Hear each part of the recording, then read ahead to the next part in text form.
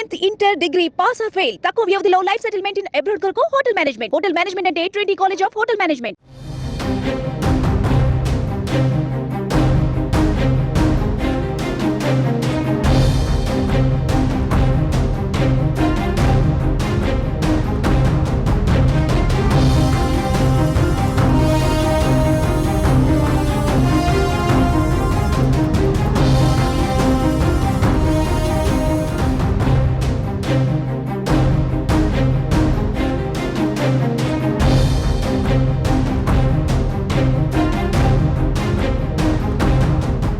AP రాజధాని అమరావతి జీవనాడి పోలవరం నిర్మాణం కోసం మెడికో విద్యార్థి అంబుల వైష్ణవి భారీ విరాళం అందించారు. ఆమెను అమరావతి అంబాసిడర్గా నియమించినట్లుగా సీఎం చంద్రబాబు వెల్లడించారు. అమరావతి కోసం 25 లక్షలు, పోలవరం ప్రాజెక్టు కోసం 1 లక్ష చొప్పున విరాళాన్ని వైష్ణవి అందించింది. ఆమె అందించిన ఈ విరాళాన్ని స్వీకరించిన చంద్రబాబు ఆమెపై ప్రశంసలు కురిపించారు. వైష్ణవి స్ఫూర్తిని కొనియాడారు.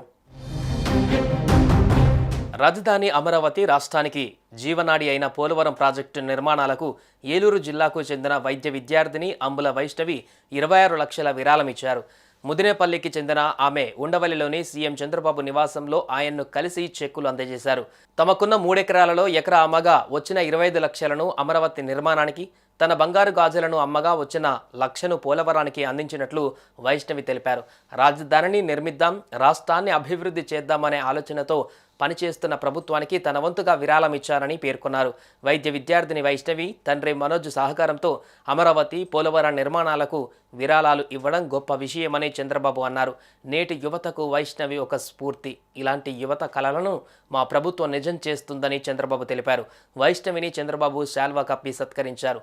స్ఫూర్తిదాయకంగా నిలిచిన ఆమెను అమరావతికి బ్రాండ్ అంబాసిడర్గా నియమిస్తున్నట్లుగా ప్రకటించారు. మరోవైపు ఆంధ్రప్రదేశ్లో ఏర్పడిన కూటమి ప్రభుత్వం అమరావతి, రాష్ట్ర జీవనాడి లాంటి ప్రాజెక్టు పోలవరంపై ప్రత్యేక దృష్టి సారిస్తోంది. ఇప్పటికే సంబంధిత శాఖ మంత్రులు కూడా ఆ అంశాలకు సంబంధించి ప్రత్యేక కార్యాచరణను సిద్ధం చేశారు. కేంద్రం నుంచి నిధులు సేకరించడానికి కూడా ప్రయత్నాలు చేస్తోంది.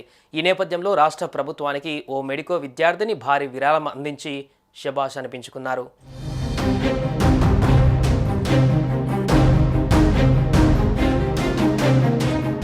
సుమన్ టీవీలో మీ పర్సనల్ అండ్ బిజినెస్ ప్రమోషన్స్ కోసం కింది నెంబర్కి కాంటాక్ట్ చేయండి.